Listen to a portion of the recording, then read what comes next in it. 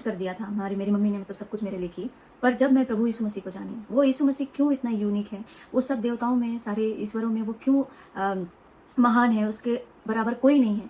मैं सबसे पहले तो मैं बताना चाहूँगी कि मैं बचपन से इतने लोगों को पूछ रही थी, पर मैंने किसी को नहीं, आज तक मैंने कभी नहीं सुना या किसी ने मुझे बताया नहीं कि वो भगवानों ने या फिर जो भी मैं भी उन्हें मानती थी, वो उन्होंने मेरे लिए प्राण नहीं दिया, मेरे लिए अपने हाथों पर कीले नहीं ठुकाया, उन्होंने मेरे लिए कांटों का ताज नहीं पहना, उन्होंने कभी भी मेरे लिए अपने आप को सूली पे नहीं चढ़ाया, पर मात्र एक ही ने मेरे लिए अपने आप को क्रूस पर चढ़ाया। मेरे लिए निंदाएं सही, वो गाली सुन के भी वो गाली नहीं देते थे।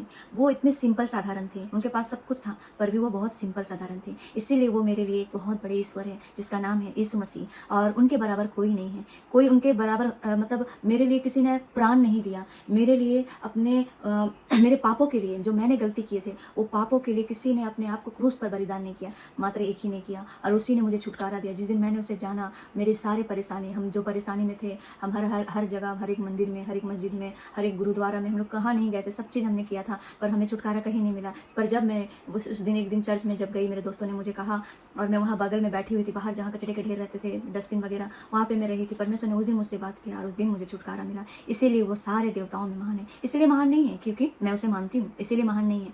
आप अगर आपको देखना चाहते हैं तो आप देख सकते हैं, आपके लिए कौन है, ऐसा कौन ईश्वर है जो आपके लिए अपने प्राण को दिए, जो आपके लिए क्रूस पर चढ़े गए, आपके लिए अपना एक लौता पुत्र को भेज के और कांटों का मुकुट पहना के हाथों में कीलों को ठोके गए, कोई नहीं है। पर बस यीशु मसीह ने मेरे लिए, मेरे उद्धार के लिए, मेरे जीवन के लिए यीशु मसीह ने अपने आप को क्रूस पर बलिदान किया और तीसरे दिन बाद जी उठा। जैसे ये वचन मैं पढ़ना चाहती हूँ आपके लिए, भजन संगीता 86 का 8 में लिखा है, हे प्रभु, देवताओं में से कोई भी तेरे तुल्य नहीं, और न किसी के काम तेरे कामों के बराबर है। अगर मैं कामों में भी देखना चाहूंगी तो यीशु मसीह के जैसा किसी ने काम नहीं किया। वो क्या गाली सुन के भी वो गाली नहीं देता था, वो अत्याचार सह के भी वो क्या करता था, कुछ नहीं करता था। उसके चेहरे पर थूका गया, उसे मारा गया, वो एकदम सिंपल साधारण था, जैसे हम और आप हैं, जैसे उसने हमें बनाया वैसे वो भी हमारे जैसा। वो इसीलिए यूनिक है क्योंकि वो सारे बातों में क्या था, सह लिया, मेरे पापों के कारण क्रूस पर बलिदान हुआ। वो उसने मेरे लिए अपने आप को क्रूस पर चढ़ाया, अपने आप को मेरे लिए कांटों का ताज पहनाया गया, हाथों पर कीलें ठोकी गई।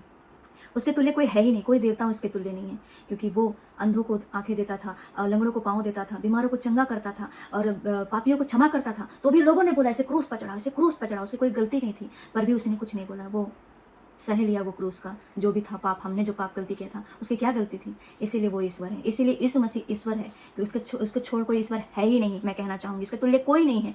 मेरे लिए किसी ने अपने प्राण को नहीं दिया, कोई ईश्वर ने मेरे लिए नहीं दिया, बस एक ही ने दिया, जिसका नाम है यीशु मसीह, और उसके जैसा कोई ईश्वर नहीं है। इस सारे वचन के द्वारा आप